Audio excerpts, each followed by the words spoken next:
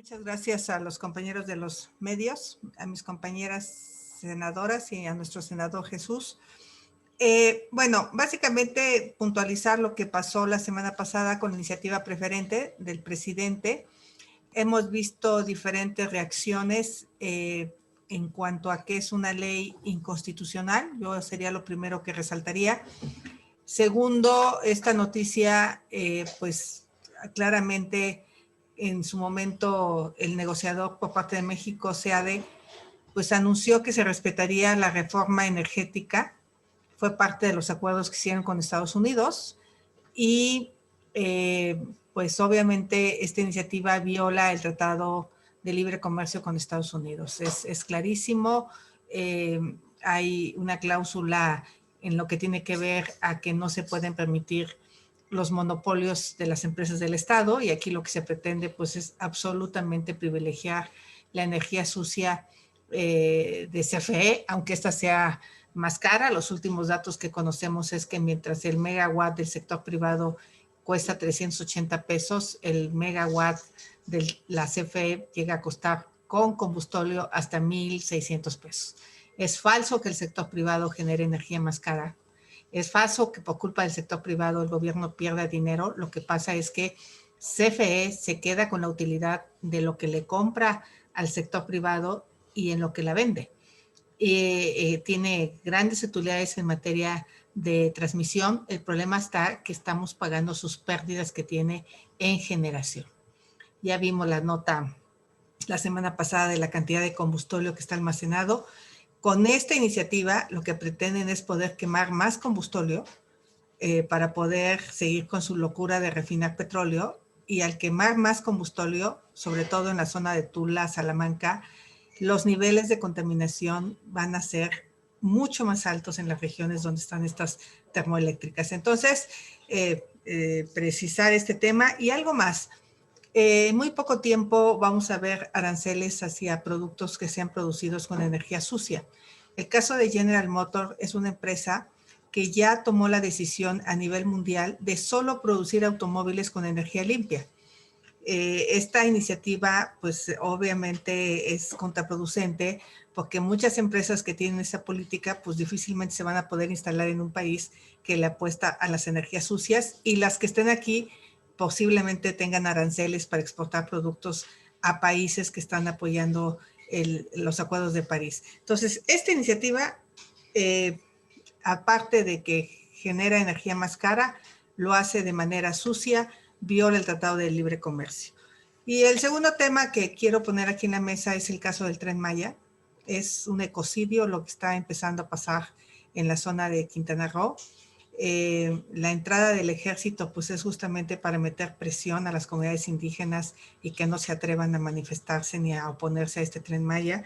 Los 19 polos de desarrollo que pretenden hacer en esta zona están siendo ocultados. La información no es pública. El titular de Fonatur, Jiménez Pons, pues es un corrupto porque sabe de antemano que van a expropiar terrenos a costa de centavos para poderse vendérselo a los grandes capitales. Habría que investigar cuáles son los negocios que trae este señor entre manos, pero la verdad desde aquí denuncio lo que está pasando con las comunidades indígenas en la zona de Quintana Roo, Campeche y Yucatán. Se les está obligando a vender tierras a precios irrisorios, se les está expropiando disque para las estaciones del tren, tierra que no tiene nada que ver, porque pues, una estación del tren la haces en una hectárea, no les pides que te vendan 100 hectáreas, por ejemplo. Entonces, llamo la atención, hay estudios que se han dado a conocer por parte de la UAM sobre este ecocidio, y realmente es lamentable lo que se pretende hacer de la zona de Escárcela a Bacalar, que hoy no hay vía, en la cantidad de selva que pretenden tirar. Hemos visto ya cómo muchos animales están siendo atacados en su hábitat, y dice, nos encontramos en la obra del Tren Maya, ¿no? El Tren Maya se fue a meter al hábitat de estas especies. Entonces, bueno, son los dos temas que yo quería plantear aquí. Muchas gracias, senadora. Senador López Rabadán, si nos hace el favor.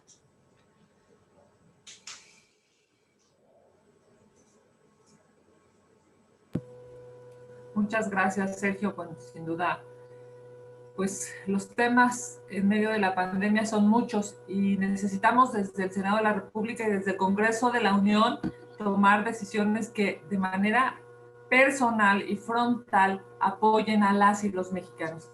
Esta semana, el día de hoy, registraré una iniciativa que reforma los artículos 96 y 152 de la Ley del Impuesto sobre la Renta, para que todas aquellas mujeres que hayan enviudado a causa del coronavirus y tengan ingresos inferiores a 10,000 pesos mensuales tengan un beneficio fiscal y no paguen el impuesto sobre la renta. Durante estos meses de emergencia sanitaria, las mujeres se han tenido que enfrentar al fallecimiento de sus parejas. Según datos oficiales de la Secretaría de Salud, la mortalidad por el virus es más elevada en los hombres. De las más de 165,000 personas que han fallecido por el coronavirus, 63% son hombres y 37% son mujeres. De cada 3 personas que enviudan, 2 son mujeres. Y por ello es necesario encontrar una figura jurídica desde el Senado para que podamos ayudar a las mujeres en medio de esta pandemia, que ha dejado en estado de indefensión a miles de ellas, por lo que el día de mañana presentaré esta reforma para que se apoye económicamente a las viudas que han dejado, se ha dejado a su paso en esta terrible pandemia. El gobierno debe de reconocer que es necesario ayudarlas y la manera directa de hacerlas, pues sin duda, es otorgando un beneficio para que las viudas no paguen el impuesto sobre la renta. Es fundamental garantizar los derechos de las mujeres ante esta crisis económica y sanitaria para que puedan enfrentar su pérdida y salir adelante. Es importante recordar que México atraviesa por una doble crisis. Por un lado, el pésimo manejo de la economía que registra una recesión constante desde principios del año 2019 y por otro lado, esta tragedia de salud producto de una pandemia que no ha sido correctamente evaluada ni atendida por el gobierno federal. Muchas gracias. Senadora, muchas gracias. Senadora, creo que tiene algún otro aparato de sonido abierto por ahí porque se escucha un Zoom cuando abre. Si nos ayuda mientras hacemos las preguntas a revisar por ahí. Empezaríamos con las preguntas. La primera es de Mayolo López y es para la senadora López Rabadán precisamente.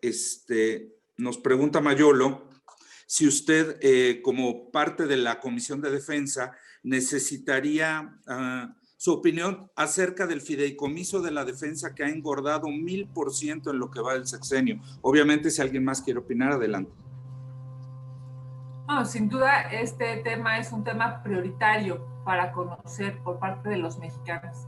Es necesario que se nos informe y se transparente para qué es ese recurso, en qué se va a invertir. En medio de una pandemia es necesario eficientar los recursos de los mexicanos.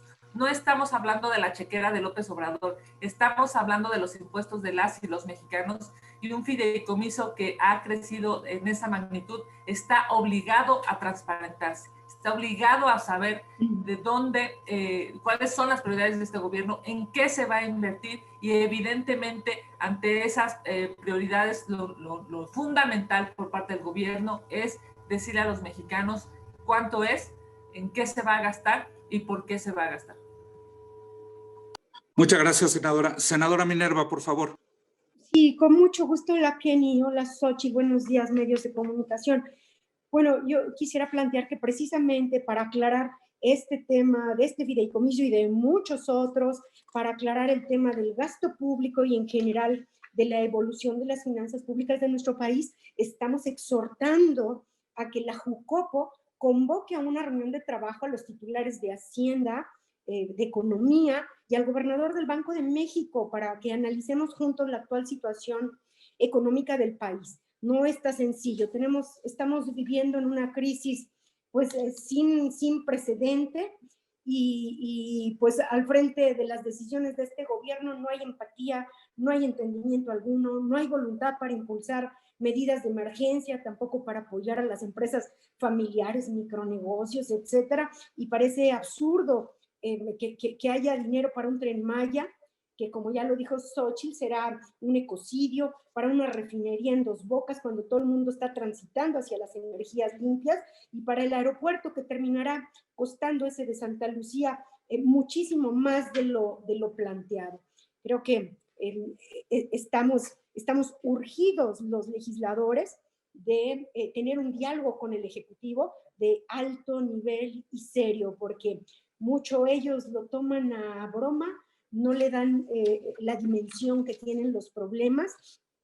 Ya ven que en Palacio Nacional parecen alegrarse por una caída del 8% del PIB, diciendo que no alcanzó el doble dígito de las peores predicciones, pero pues ya sabemos que este gobierno se ha vuelto un experto en jugar con los escenarios catastróficos, tanto en materia económica como de salud y también de incidencia delictiva. Muchas gracias, senadora.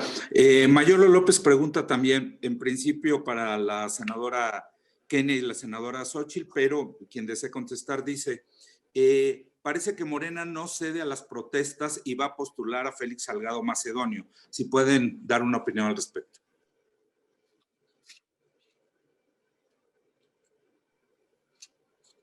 Quien desee.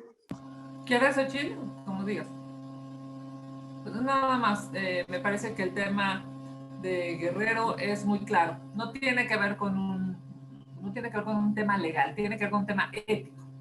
Porque claramente el 3 de 3 del INE establece que debe de haber una sentencia firme.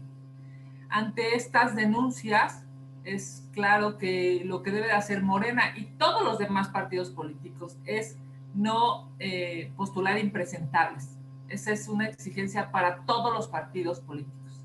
Y tiene que ver con algo que pareciera muchos partidos y muchos políticos no conocen y es la ética. Muchas gracias, senadora. Gerardo Segura nos hace dos preguntas también. Dice, ¿qué opinan de los innumerables mentiras en torno a la vacuna contra el COVID y que la Organización Mundial de Salud revela hoy que el gobierno de México no hizo pagos adelantados para adquirirlas y ahora no hay vacunas en el país y que eso seguirá provocando muertes, estancamiento económico, solo por la torpeza del gobierno? ¿No es inmoral seguir invirtiendo en temas como el Tren Maya, el aeropuerto o Dos Bocas, cuando pudieran dar el dinero para la pandemia, pagar las vacunas y evitar muertes y distracción económica del país? Es la primera de dos preguntas. ¿Quién desea responder? Senadora Gálvez. Yo primero celebro que el presidente de la República esté de regreso. Creo que de las cosas que pudimos ver es que sin él no hay gobierno. Eso es un poco delicado porque realmente para mí tiene un gabinete que necesita o aprender, pero ya llevan 2 años de aprendizaje y no vemos resultados. Y por otro lado, pues sigamos diciendo que la ciencia neoliberal no hay que apostarle. Hoy los países que tienen vacunas son los países que le han apostado a la investigación científica de manera seria y audaz. Y aquí somos capaces de calificar como ciencia neoliberal pues a estas farmacéuticas que hicieron la investigación. Está clarísimo que Estados Unidos tuvo una estrategia clara para vacunar a sus habitantes. Hoy ha vacunado a 40 millones de personas y seguramente el presidente Biden va a lograr el objetivo. Y son horribles las comparaciones, pero son nuestros vecinos. Y seguramente ellos hicieron algo bien. Me llama la atención el cambio de estrategia de Biden. Fue clarísimo lo que él decidió al llegar al poder. Uso obligatorio del cubrebocas.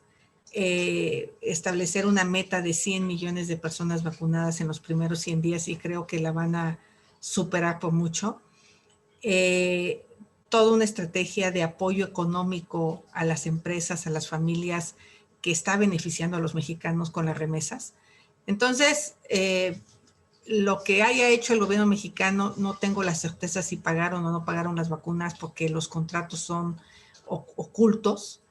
Este gobierno es tan poco transparente que el tema más importante en este país no lo transparenta, lo oculta. Están jugando con la esperanza de millones de mexicanos en que se entretengan si la página sirve, si no sirve, si hablas por teléfono, si te llaman los servidores de la nación, pues mejor que te vacunen y ya. O sea, si para inscribirte ha sido el desastre, con una vacuna que no existen, porque hoy por hoy no están ni las chinas, ni las rusas, ni la de Pfizer, ni la de Astra. Hoy no tenemos vacunas y esa es la realidad, y alguien no hizo su trabajo, y en otros países alguien sí hizo su trabajo, como en Estados Unidos. Perdón, pero esa ciencia neoliberal les funcionó.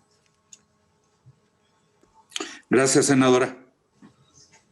La segunda pregunta del mismo Gerardo Segura. Perdóname, Sergio, quisiera Adelante, nada más. Gracias, muy amable. A mí me parece que es necesario ser claros.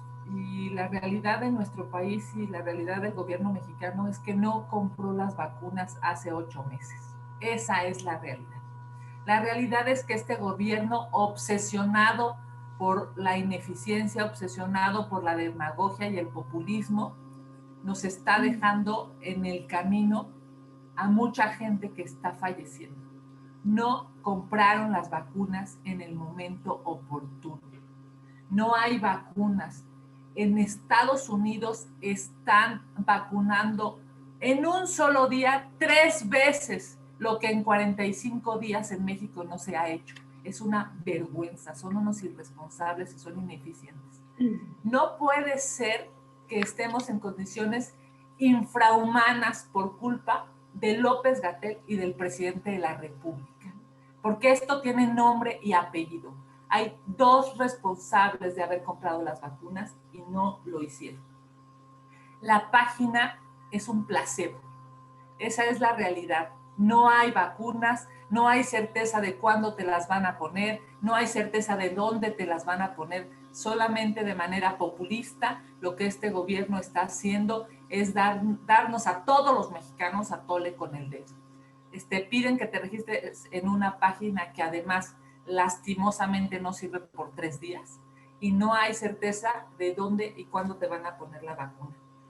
El mensaje que hoy da el presidente de la República regresando de tener COVID es una vergüenza, es una irresponsabilidad no ponerse el cubrebocas. Cuando el primer mandatario se ha enfermado y regresa, qué bueno que regresa a trabajar, qué bueno que está saludable, qué bueno que no tuvo que sufrir lo que decenas de miles de mexicanos tuvieron que sufrir. Pero si después de todas esas bendiciones no es capaz de reconocer la importancia de su mandato y mandar un mensaje claro para usar el cubrebocas, es que demuestra que antes y después del COVID es un irresponsable. Claramente hoy las y los mexicanos están muriendo y claramente hoy las y los mexicanos no tenemos una vacuna porque este gobierno no hizo su trabajo. En 45 días no se ha podido vacunar al 1% de la población en México. Eso es inhumano, compañeras, compañeros. Eso es ineficiente, eso es corrupto, eso es francamente irresponsable y el gobierno tiene que saberlo, porque no puede ser que sigamos suponiendo que una página en internet nos va a solucionar algo que realmente no tenemos, y es que no tenemos vacunas. Gracias. Gracias, senadora. Gerardo Segura también pregunta, ¿qué opinan de Mario Delgado y Morena que defienden a toda costa, de manera inmoral, a candidatos violadores y mafiosos, como Félix Salgado Macedonio, aun cuando hay denuncias de violación estupro, ya que una de ellas es menor? Y también están proponiendo a Damián Sosa Castellán para una diputación plurinominal en Hidalgo, cuando el mismo gobierno federal mantiene una investigación de la UIF en contra de su hermano, Gerardo Sosa Castellán. Y que esto pues representa revivir la mafia Sosa Castellán y los gángster para que los hagan ganar votos. ¿Qué opinan de eso, de este asunto? Me llama mucho la atención el tema de cómo Morena puede nombrar a personajes como Félix, como los Sosa, como muchos otros en sus filas, y pareciera que con el simple hecho de estar en Morena, todos sus delitos, todas sus historias de corrupción, la sociedad y en algunos casos la prensa se las deja pasar. Ha habido un señalamiento duro al PAN por algunos personajes que puso, pero a veces no veo ese mismo señalamiento. Qué bueno que en este caso el periodista pregunte por el caso de Sosa. El hermano está preso por un quebranto millonario en la Universidad Autónoma del Estado de Hidalgo. Encontraron cantidades millonarias en cuentas ocultas en el extranjero que le pertenecen a los maestros y a los estudiantes de la Universidad del Estado de Hidalgo. Encontraron una toma, no, eso fue en otra universidad, perdón. Está preso, perdió la candidatura de Tulancingo porque la gente mandó un mensaje. De los 15 candidatos de Morena al gobierno, 14 vienen del PRI y del PRD. Solo uno viene de su movimiento. Han reciclado una y otra vez personajes corruptos del pasado. Morena sí representa lo que ellos tanto han cuestionado de la oposición. Representa la corrupción, pero sobre todo representa el cinismo, porque ellos dijeron ser diferentes. Entonces, a mí lo que me merece es realmente decir que Morena está dispuesta a ganar con quien tenga que ganar, a costa de lo que tenga que ganar, sin importarle presentar personajes como los que usted acaba de mencionar,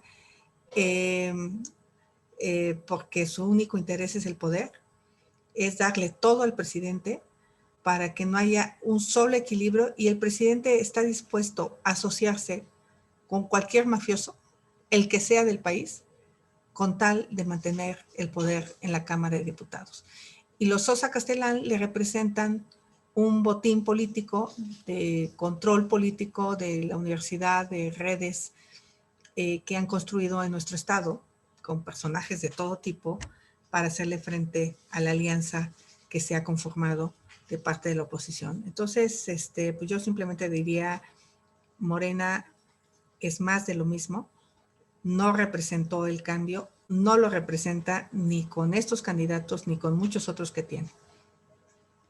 Gracias, senadora. Fernando Damián, tienes la palabra.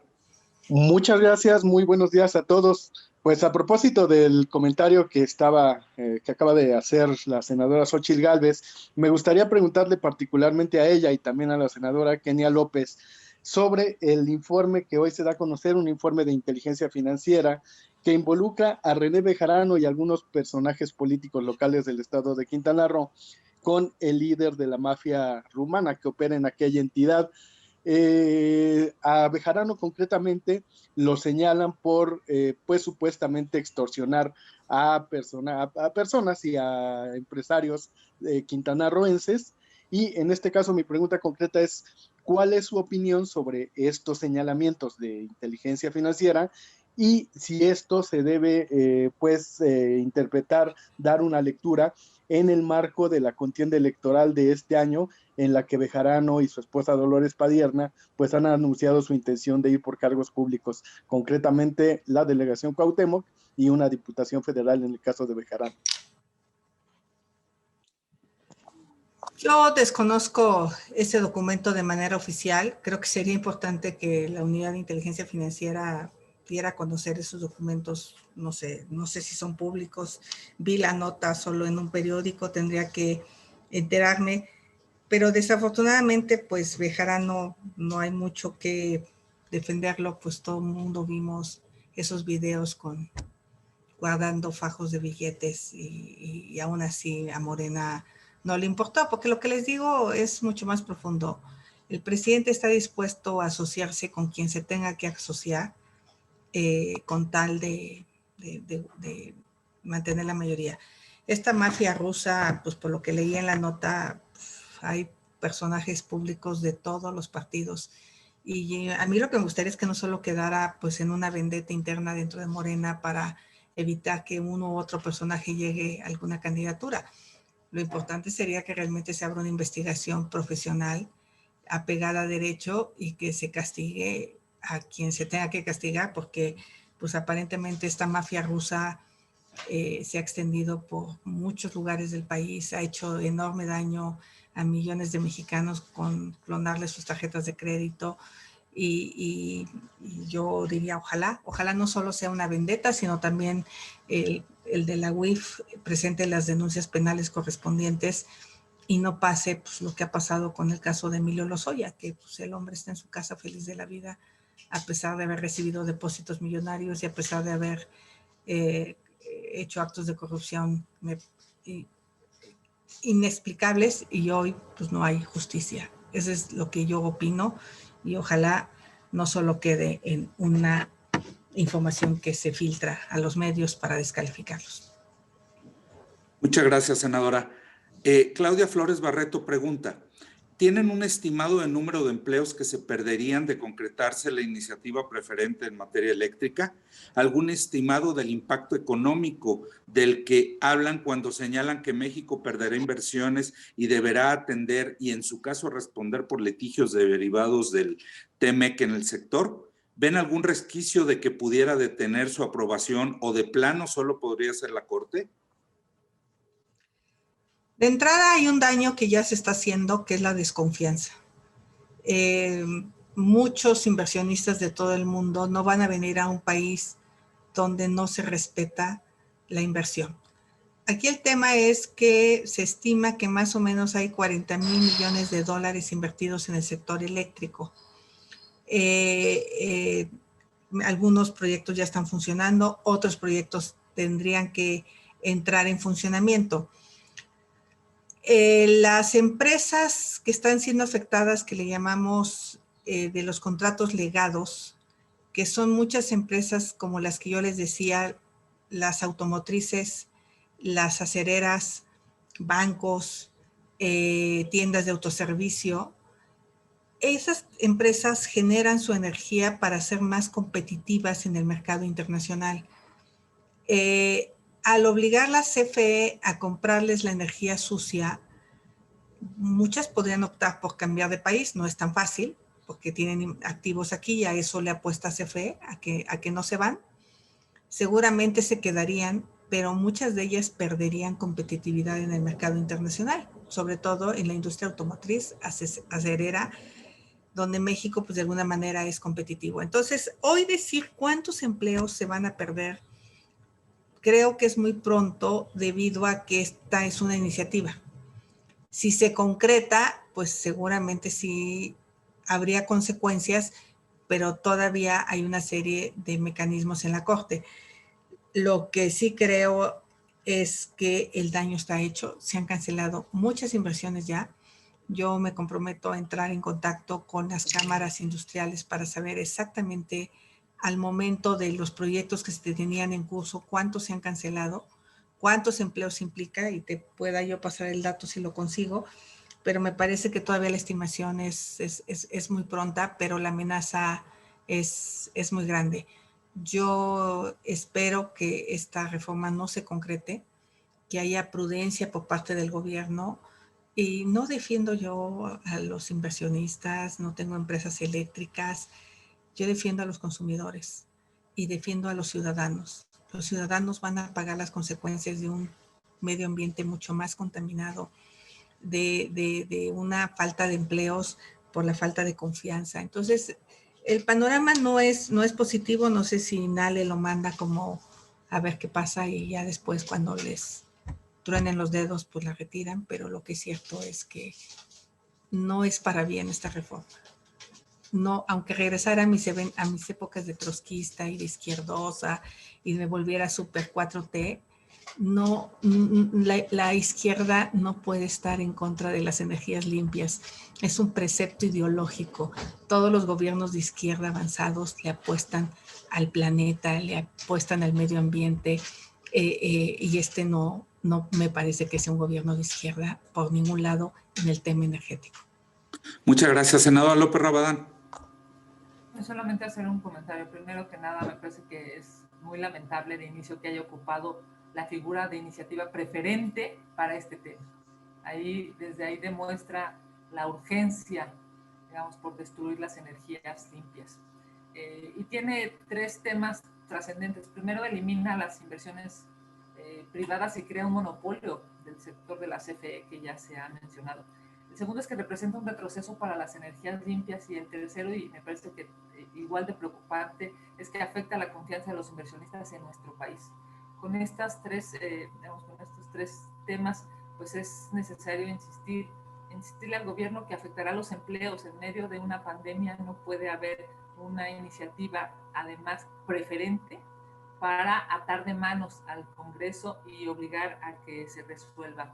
Es claro que el gobierno tiene otras prioridades y no son las prioridades de los mexicanos. Gracias, senadora. Israel Aldave pregunta, ¿qué opinan de los candidatos pluris del PAN, Margarita Zavala, Santiago Krill y Cuadri? ¿No son más de lo mismo? Si creen que con esas cartas fuertes les alcanzará para quitarle la mayoría a Morena. Mira, yo soy una de las que de repente expresa al interior del PAN, pero creo que después de analizar, lo que buscamos también es ganar.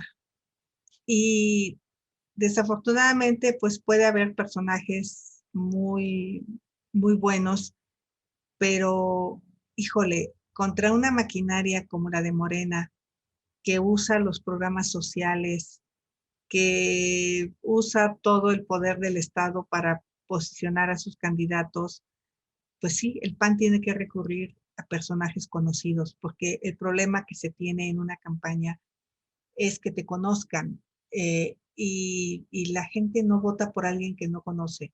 Y en una época de pandemia, en una época complicada, pues no ha sido fácil eh, lograr esto. Entonces, yo diría que Cuadri, a mí me parece que es un hombre que tiene una agenda clara, es un hombre que defiende el medio ambiente, es un hombre polémico, obviamente fue el candidato de la maestra y eso pues, en su momento lo cuestionamos, pero si tiene algo que proponer, yo creo que sí es en el tema medio ambiente y yo no dudo de su talento, su capacidad. Eh, Margarita, por supuesto que es bienvenida, viene aquí a mi delegación, a Miguel Hidalgo. Yo creo que es una mujer sumamente conocida, es una mujer con una agenda muy clara en temas que le preocupan ciudadanos, intentó ir por la vía ciudadana, intentó hacer su propio partido, cosa que a mí me parece muy grave que le hayan negado la posibilidad de hacer su partido. Yo creo que si había otros partidos que no se lo merecían, pues eran los tramposos, los que usaron temas religiosos, y a eso les dieron su partido. Y a Margarita le negaron el partido por un tema político, yo digo, yo soy de esa idea, porque pues, sí hizo sus asambleas, y qué bueno que el PAN le abrió el espacio para que contienda por el PAN, para que presente unas propuestas que yo me supongo que son parte de la agenda con la que ella vino caminando. Y son tiempos de sumar, no son tiempos de dividirnos, no son tiempos de atacarnos entre nosotros. Entonces, para mí son bienvenidas. Santiago, por supuesto, que también es aquí de la delegación. Él me invitó a venir de candidata a Miguel Hidalgo, cuando yo no estaba ya en la política y bueno, pues creo que son tres personas muy honorables respecto a los mafiosos que Morena está trayendo, como Gerardo Sosa Castellán del estado de Hidalgo y como muchos otros candidatos que tiene ahí propuestos. Gracias. Senadora López Rabadán. Un pequeño comentario nada más. Mientras Morena está invitando a presuntos violadores, a presuntos delincuentes, a presuntos estafadores, el PAN está invitando a medioambientalistas y a mujeres defensoras de más mujeres. La diferencia es absolutamente clara y por eso están preocupados. Por eso es que todos los días el presidente de Morena sube un tuit criticando al PRIAN-RD porque está muy preocupado. Saben que en estas elecciones no tendrán la misma suerte que tuvieron en 2018, que la gente está harta, que la gente no consigue oxígeno, que la gente no tiene empleo, que la gente está insegura y que por supuesto no van a tener la misma cantidad de votos, porque hoy han demostrado que esa triada de palabras, no mentir, no robar y no traicionar, no la respetaron. Hoy mienten, roban y traicionan todos los días. Y el mejor ejemplo es el ejemplo de cómo han contencionado la pandemia en este país de la peor manera. Gracias, senadora. El mismo Israel Aldave pregunta, si con la postulación de los candidatos del PRI como Alito Moreno, Rubén Moreira y otros, no se arrepienten de la alianza que se entabló con el PRI. Mira, solamente el PRI asume sus consecuencias. Yo fui una mujer que estuvo en contra de la alianza. O sea, por supuesto que a mí me duele, fui víctima del autoritarismo, del cacicazgo del PRI en mi estado. Por supuesto que no es lo que me hubiera gustado, pero es que de verdad, los de enfrente se venden como los honestos, los transparentes, los impolutos, y no lo son, no lo son. O sea, Andrés no representa ese cambio que le ofreció a los mexicanos. El 80% de sus adjudicaciones son son sin concurso. Ahí está el hermano robando dinero del gobierno de Chiapas con una impunidad y no pasa nada. Entonces, yo creo que lo que se está logrando con esta alianza, pues es tratar de evitar que siga tomando decisiones como esta iniciativa preferente eléctrica, evitar que dañe tanto a los mexicanos a través de privilegiar tanto al ejército. O sea, no es posible que el ejército tenga miles de millones de pesos guardados en un fondo y que el presidente haya eliminado los fideicomisos para ciencia, para arte, para cultura. Pareciera que se nos olvidó, para dárselo a los militares, quién sabe para qué, y que los tienen en el banco guardado cuando en este momento tomaron el fondo catastrófico de salud, y el ejército tiene miles de millones de pesos que podrían ser empleados para suministrarle oxígeno a las familias, para darles medicamentos para el COVID a las familias. No se han puesto a pensar cuánto han gastado las familias. Se los digo, en mi propia familia ha habido casos de COVID donde han pagado más de 20,000 pesos entre medicamentos, oxígeno, y mis primos no son gente de ricos, pues son gente que vive al día en el estado de Hidalgo. Entonces, es increíble. Por eso necesitamos un contrapeso. Y digo, y si el tema era estar con el PRI, bueno, fíjense en la lista de inmorales que va a presentar Morena. Ya les dije, de 15 candidatos a gobernadores, vienen del PRI, del PRD. Así es que se deje de hacer güey su presidente y acepte que él mismo viene del PRI. Muchas gracias, senadora. Jorge Chaparro, tienes la palabra. Gracias. ¿Qué tal? Buenos días. Senadoras, yo quisiera preguntarles a la senadora, el Centro de Estudios Económicos del Sector Privado advierte que la iniciativa privada, la inversión de la iniciativa privada se está retirando del país. Hoy el último reporte refleja ya una caída de 2.7% en esta inversión. Acusan que no hay certeza para las inversiones y parece ser que el presidente se sigue empeñando en darles malas señales. Por ejemplo, en esta materia de la energía eléctrica, a pesar de las críticas que ha recibido, pues la declaración que hace por la mañana es que, aunque no les guste, va adelante la reforma energética. Esto anticipa una salida de capitales. Estamos viendo ya el retiro de la iniciativa privada de la economía nacional. ¿Qué riesgos podría enfrentar el país ante esta situación? Muchas gracias. Pues lo que ya estamos enfrentando hambre, el pueblo tiene hambre, hay miles de mexicanos que no están comiendo 3 veces al día, se han agregado a la tasa de personas desempleadas muchísimos mexicanos, porque cuando el presidente dice que hemos ganado los empleos, él no se pone a pensar que un mesero que ganaba 12,000 pesos al mes, hoy solo trabaja 3 días a la semana y trabaja medio tiempo, pues a lo mejor saca 4 o 5,000 pesos al mes. Y a lo mejor con eso no puede ni pagar su renta y obviamente no está desempleado.